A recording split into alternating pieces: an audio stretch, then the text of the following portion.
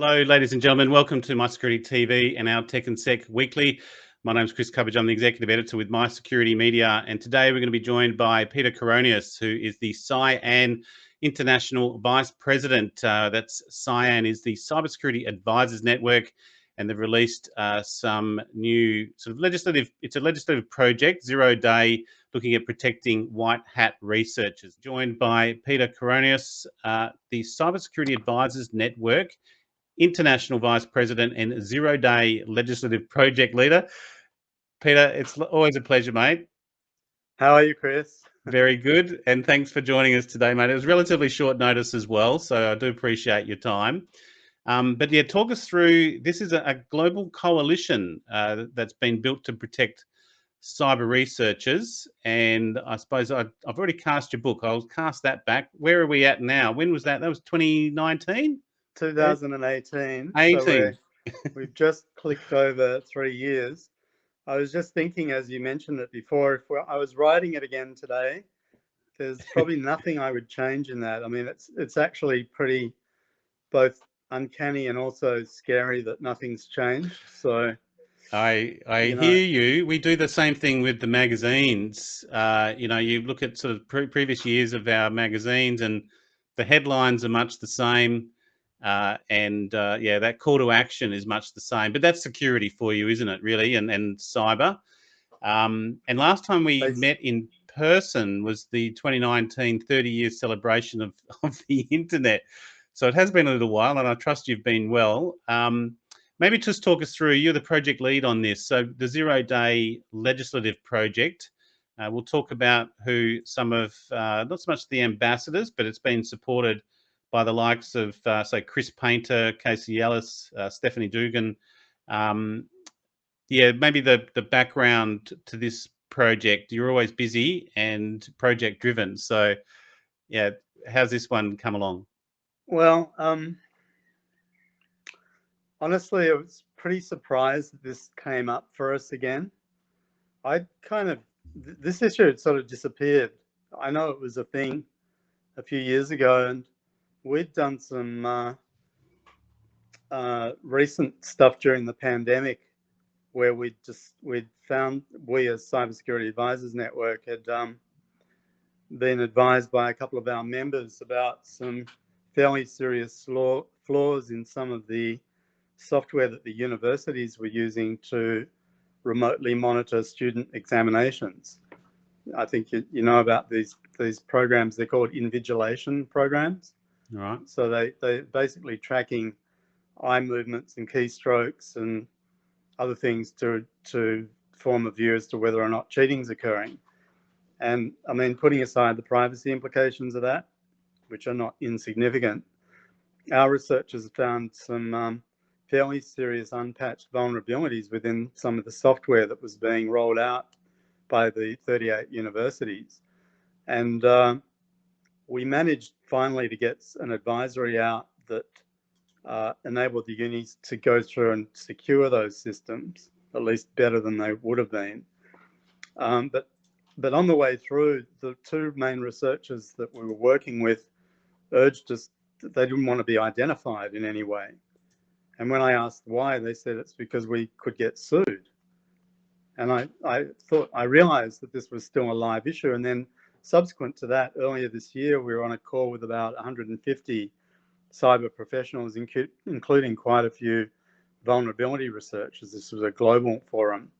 And the same issue came up again, and it was coming up in the chat, and they were all talking about threatening legal letters that they were getting and how it was putting a chill on their research. And so I started to get really concerned that at a time, Chris, as you know, when vulnerability disclosure has been so central to trying to secure systems, and we've had so many 0 days responsible for the major attacks, Colonial Pipeline, even back to WannaCry, NotPetya,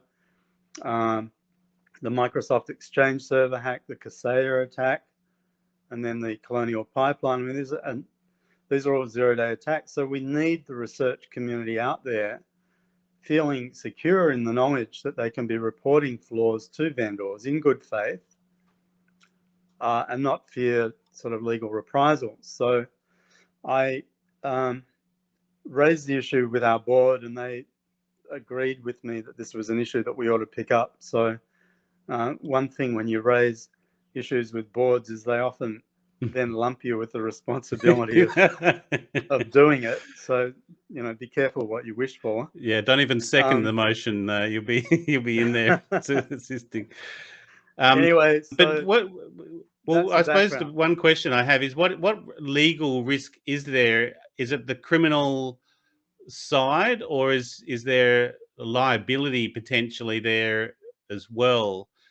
Was it more, if they're researching and they create or find a potential 0 day? There's some questions there about the definition of that. Is it a real 0 day? But I suppose the crux of this project is to protect the researchers. It might not be a 0 day, it might just be a vulnerability. Right. Yes. Yeah. Yes, it's not necessarily an exploit. 0 day could just be one of those exploits that sits there waiting, but otherwise a vulnerability. So is that the potential risk, the real risk that they saw was the criminal side? Well, it's not only criminal. So it depends on the jurisdiction that you're talking about. And we're actually doing this as a global project. So there'll be a jurisdiction by jurisdictional analysis of what specific laws will come to bear. But typically it'll be copyright law and or criminal law around unauthorized interference with a computer system. Those are the two main heads of liability, but it could also be under data protection or even potentially contract law, depending on the nature of the relationship with the vendor. The OECD had then issued a report at the beginning of the year 2021. It was a guidance for policymakers on this issue. A very, very, very detailed, well-researched, and I think one of the best pieces of policy research that I've seen in a long time. And one of the things they'd concluded was that it was in fact the legal barriers to disclosure that was putting a chilling effect on the research community, which lined up very much with what they were telling us directly. So I think it was on the back that really gave us the confidence that we had, as it were, the blessing of the OECD to go forward and push this out as an advocacy / reform initiative around the laws of the world that will be applying, to the different groups of researchers wherever they may be. So where are you at the moment? I've got the media release, and just for the audience, we didn't actually introduce CyAN. It's a Paris-based global not-for-profit association representing cybersecurity professionals in 22 countries. And Peter, I think it was around 2018, 2019 that you created the chapter here in Asia Pacific and Australia. Right. Yeah. So where is this at? Is this like I say, an advocacy, like open letter kind of approach, or is there research going on here? No. So phase one is the building of the coalition. Got it. So that's sort of where we're at now. We've pulled together some very critical early stage supporters in this that are providing both rhetorical, but we hope material support through various avenues. So as you mentioned, Chris Painter, ex-White House, Kieran Martin, ex-NCSC in the UK, the head of the NCSC there, Katie Masouras, who founded the Microsoft Vulnerability Disclosure Program. Yep. Very, very well known and respected both in the US and internationally. And of course, Katie Ellis, who's the co-founder and I guess he's the chairman of BugCrowd and also Disclose.io. Well, with Casey, how does this slightly differ from sort of the bug bounty approach? Because that's generally what the researchers are doing.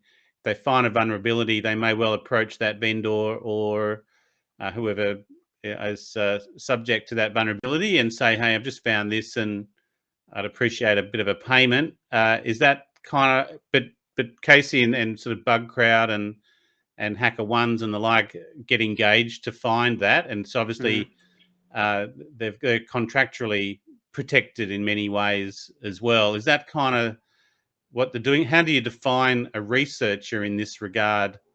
Yeah, Uh, we're not so concerned with the payment dimension of this.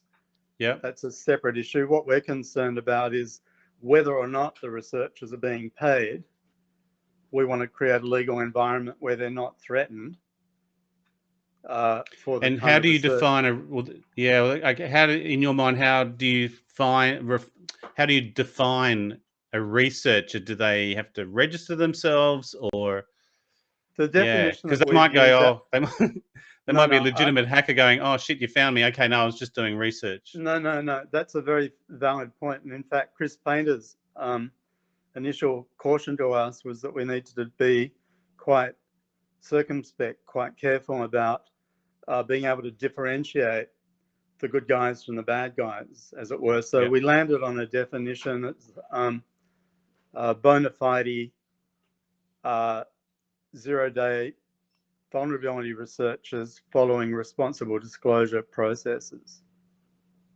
So that really covers, and in brackets we put white hat in for good measure to avoid any Yeah. confusion. So it's very much oriented towards those who, I mean, if they fall out of the, I mean, a hacker by definition, a criminal hacker, cannot be thought of as bona fide.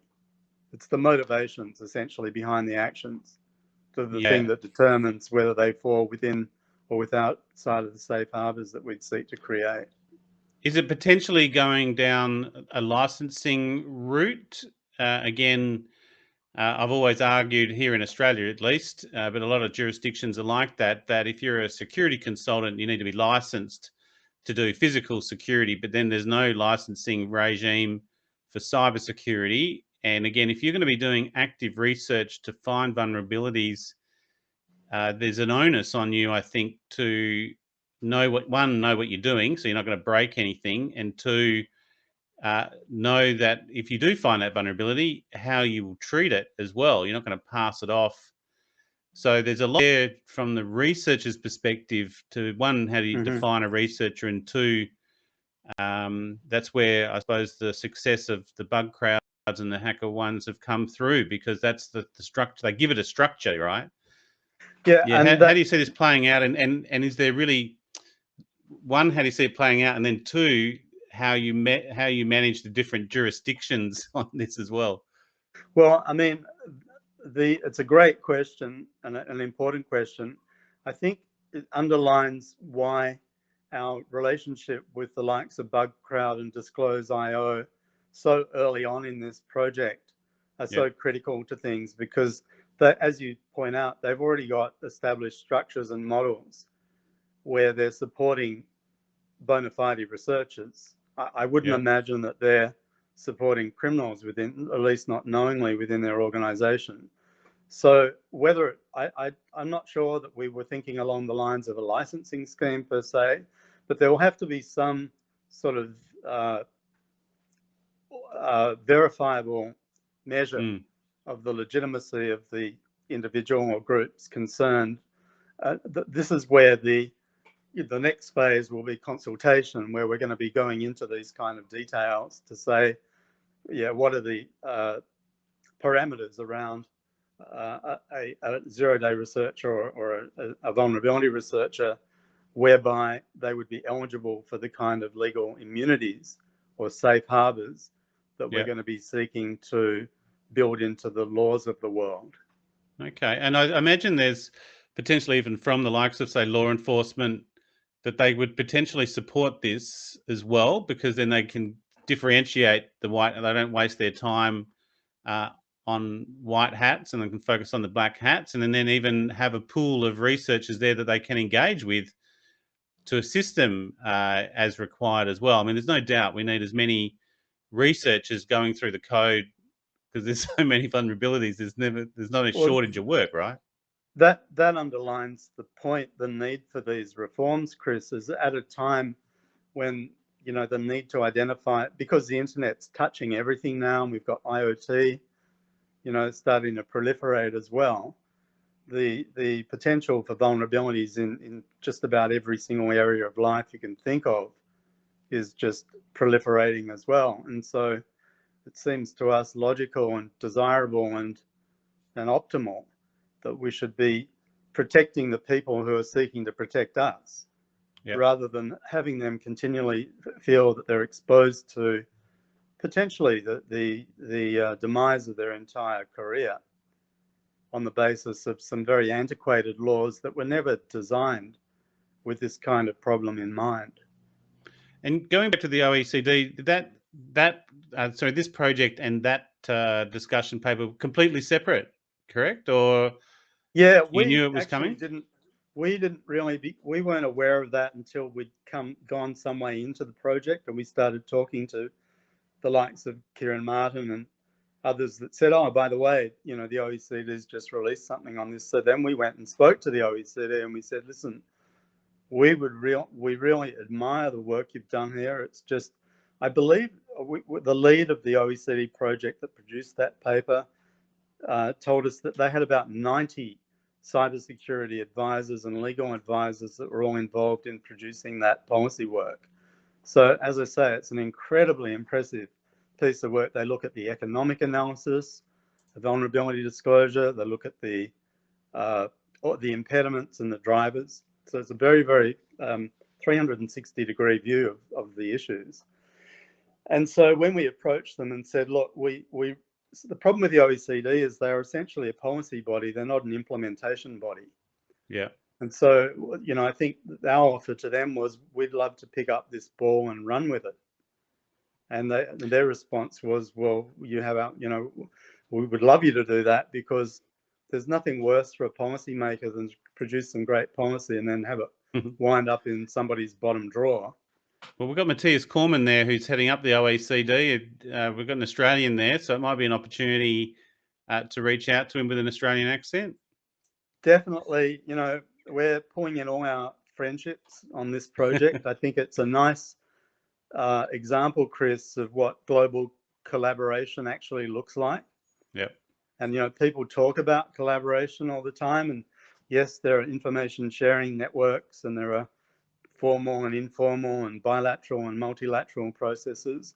But here is a really tangible process where we've got a group of very, very senior individuals that are all looking through the same lens, or at least maybe through their different lenses, but we're all seeing the same thing.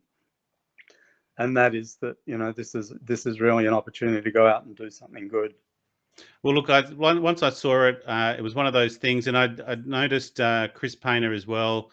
It's a good opportunity to give Australian Cyber Week a plug next week. He's actually running the hypothetical on Monday, looking at healthcare that we discussed with Michelle Price. So if you want to catch up with Chris, head to Australian Cyber Week on Monday for the hypothetical. And Peter, maybe just to catch up on CyAN, seems to be getting bedded down, and these are the types of projects it's obviously created for.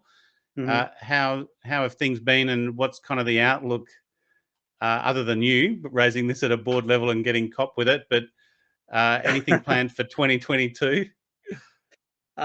Yes, I want to foreshadow, we're quite concerned about some of the mental health issues that are emerging within the profession.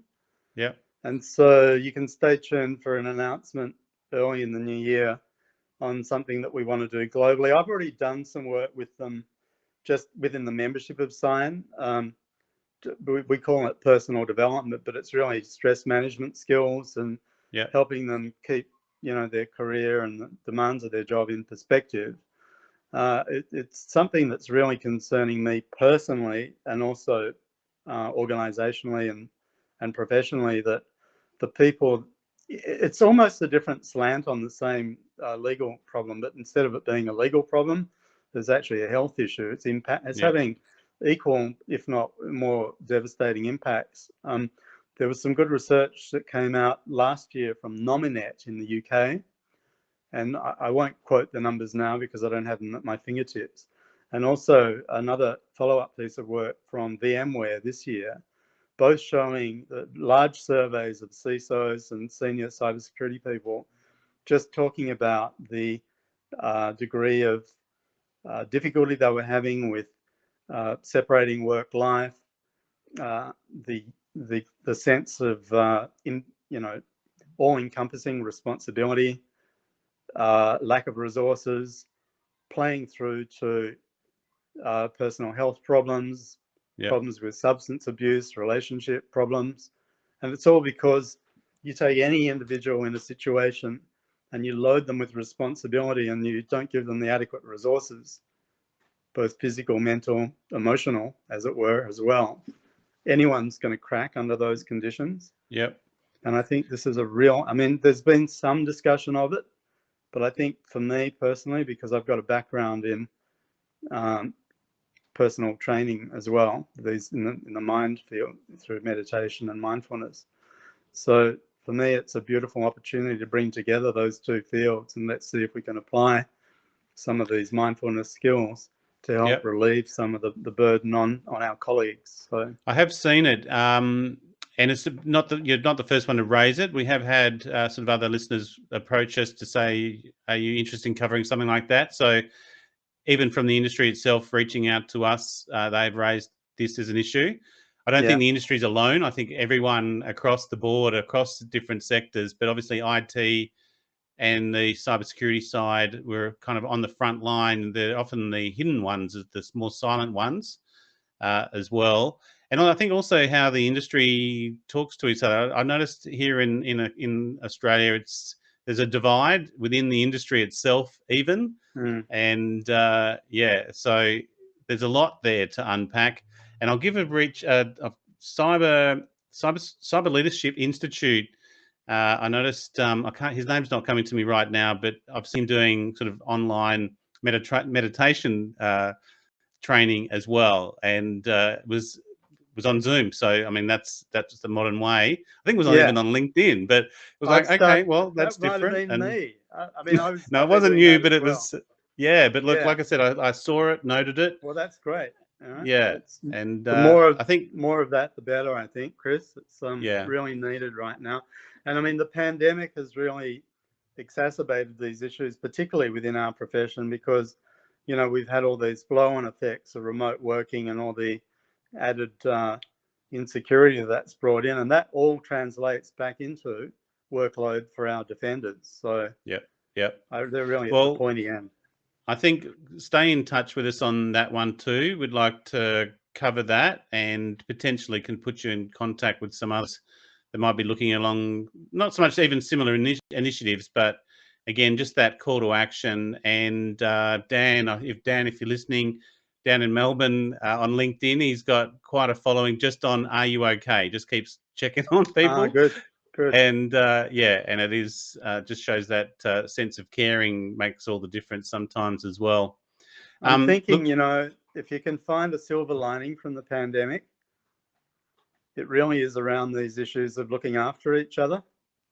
It is as an industry. Like I said, there's still a divide in the industry, unfortunately, with some that comes down to that competitive nature as well. There's still some in the front line there that but anyway, it's one of those things that we do. This is why I do what we do here and just jump on.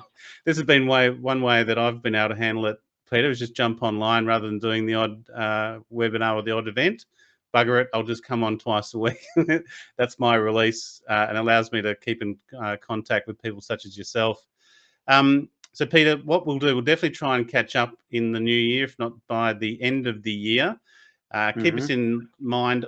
We got the release anyway, so we'll stay in touch with CyAN, and we do have a sort of a partnership with CyAN. We've got you on the marketplace there to recognise the organisation, and naturally we'll stay in touch. So Peter Coroneos, the CyAN International Vice President and Zero-Day Legislative Project Leader, appreciate your time today. Thanks, Chris. Always great.